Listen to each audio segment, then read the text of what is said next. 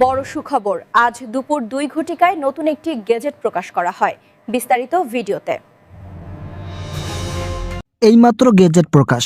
বাড়ি ভাড়া 65% ও যাতায়াত ভাতা 2000 টাকা সহ 13 গ্রেডে পাশ হলো নবম পে স্কেল। প্রধান উপদেষ্টা এই বিষয়ে যা বললেন, বিস্তারিত আলোচনা করার শুরুতে আপনারা অবশ্যই চ্যানেলটি সাবস্ক্রাইব করে ভিডিওটি কন্টিনিউ করুন। অবশেষে আজ গেজেট প্রকাশ করা হলো। দীর্ঘদিন থেকে গেজেট প্রকাশের বিষয়টি আটকে থাকলেও শেষ পর্যন্ত আজ দুপুর 2 ঘটিকায় নতুন একটি গেজেট প্রকাশ করা হয়, যেখানে সরকারি চাকরিজীবীদের বেতন বৃদ্ধির বিষয়গুলো স্পষ্টভাবে তুলে ধরেন সংশ্লিষ্ট কর্তৃপক্ষ। পে কমিশনের একজন ঊর্ধ্বতন কর্মকর্তা বলেন, আমরা বাড়ি ভাড়া 65% বৃদ্ধি করছি। একই সঙ্গে যাতায়াত ভাতা 2000 টাকা বৃদ্ধি করা হয়েছে। গত 8 তারিখের বৈঠকে যাতায়াত ভাতা ও বাড়ি ভাড়া বৃদ্ধির বিষয়টি সংযুক্ত না থাকায় গেজেট প্রকাশ নিয়ে অনিশ্চয়তা তৈরি হয়েছিল। তাই অন্তর্বর্তীকালীন সরকারের নির্দেশে এই দুইটি ভাতা পুনরায় চালু করে গেজেট প্রকাশের নতুন সিদ্ধান্ত নেওয়া হয়। প্রধান উপদেষ্টা বলেন, গেজেট প্রকাশে দীর্ঘদিন থেকে বিলম্ব হচ্ছিল। আজ দুপুর 2 ঘটিকায় যে গেজেট প্রকাশ করা হয়েছে, সেখানে সরকারি চাকরিজীবীদের সকল বিষয় উপস্থাপন করা হয়। সবার মতামতের উপর নির্ভর করে সিদ্ধান্ত নিয়েছে সংশ্লিষ্ট কর্তৃপক্ষ।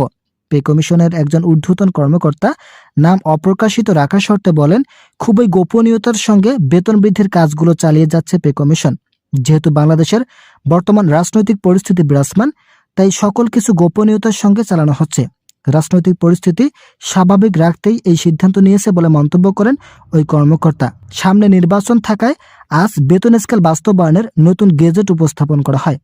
নির্বাচনকালীন সময় যদি কোনো প্রকার আন্দোলন ও সহিংসতা সৃষ্টি হয়, তাহলে দেশের পরিস্থিতি অস্বাভাবিক হয়ে দাঁড়াবে। তাই স্বাভাবিক অবস্থায় থাকতেই বেতন বৃদ্ধি সহ বাড়ি ভাড়া ও চিকিৎসা ভাতা বৃদ্ধির বিষয়গুলো নিয়ে গেজেট প্রকাশ করেন কর্তৃপক্ষ। তো বন্ধুরা, যারা এখন পর্যন্ত চ্যানেলটি সাবস্ক্রাইব করেননি, তারা অবশ্যই চ্যানেলটি সাবস্ক্রাইব করে ভিডিওটি কন্টিনিউ করুন। বাড়ি ভাড়া মূল বেসিকের 65% নির্ধারণ করা হয়েছে।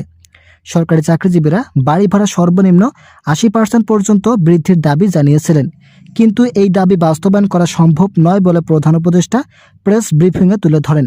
বাংলাদেশের অর্থনৈতিক অবস্থা খুব একটা ভালো নয়। এছাড়াও সংশোধনীয় বাজেটে যে বরাদ্দ দেওয়া হয়েছে, সেখান থেকে বাড়ি ভাড়া 80% বৃদ্ধি করা হলে সেটা পুরোপুরি অস্বাভাবিক হয়ে দাঁড়াবে, যার ফলে সরকারি চাকরিজীবীদের জন্য বাড়ি ভাড়া 65% বৃদ্ধির নতুন সিদ্ধান্ত নিয়েছেন কর্তৃপক্ষ।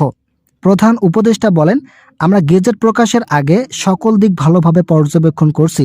আমরা আশা করি সরকারি চাকরিজীবীরা আমাদের সকল বিষয়বস্তু মেনে নেবেন। যেহেতু বাজেট সংকট, তাই যতটুকু দেওয়া সম্ভব হয়েছে ঠিক ততটুকুর মধ্যেই বেতন বৃদ্ধি সহ সকল কিছু বাস্তবায়ন করছি।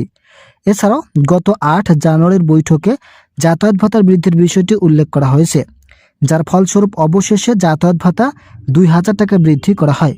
এই সিদ্ধান্ত নেওয়ায় সরকারি চাকরিজীবীদের মাঝে ব্যাপক আলোড়ন সৃষ্টি হয়েছে। কর্মচারীরা বলেন, যাতায়াত ভাতা বৃদ্ধির বিষয়টি সামঞ্জস্যপূর্ণ।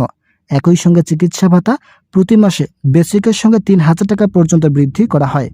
আশা করা হচ্ছে এই 3টি ভাতা যোগ করায় সরকারি চাকরিজীবীদের মাঝে কোনো অভিযোগ থাকবে না। কর্তৃপক্ষ জানায়, বাংলাদেশের মধ্যে প্রায় 22 লক্ষ সরকারি চাকরিজীবী আছে, যারা প্রতিনিয়ত এই বিষয়গুলো নিয়ে আন্দোলন করার ফলে দেশের মধ্যে অস্বাভাবিক পরিস্থিতি তৈরি হয়। কিন্তু অন্তর্বর্তীকালীন সময়ের মধ্যেই সকল কিছু বাস্তবায়নের দিকে মনোযোগ দেওয়ায় তা দ্রুত কার্যকর করা সম্ভব হয়েছে। তো বন্ধুরা, যারা এখনও চ্যানেলটি সাবস্ক্রাইব করেনি, তারা অবশ্যই সাবস্ক্রাইব করুন। 2015 সালের 8ম বেতন স্কেলে গ্রেড সংখ্যা ছিল 20। কর্মচারীদের মাঝে ব্যাপক বৈষম্য সৃষ্টি হয়েছিল এই 20 গ্রেড থাকায়। তাই গ্রেড সংখ্যা পরিবর্তন করে 13টি রাখা হয়েছে। 7টি গ্রেড কমিয়ে আনায় কর্মচারীরা দ্রুত বেতনের সিলিংয়ে পৌঁছাতে পারবেন। অবশেষে অন্তর্বর্তীকালীন সরকার বেতন বৃদ্ধির এই সিদ্ধান্তগুলো নিয়ে চূড়ান্ত একটি সীমারেখায় পৌঁছেছেন।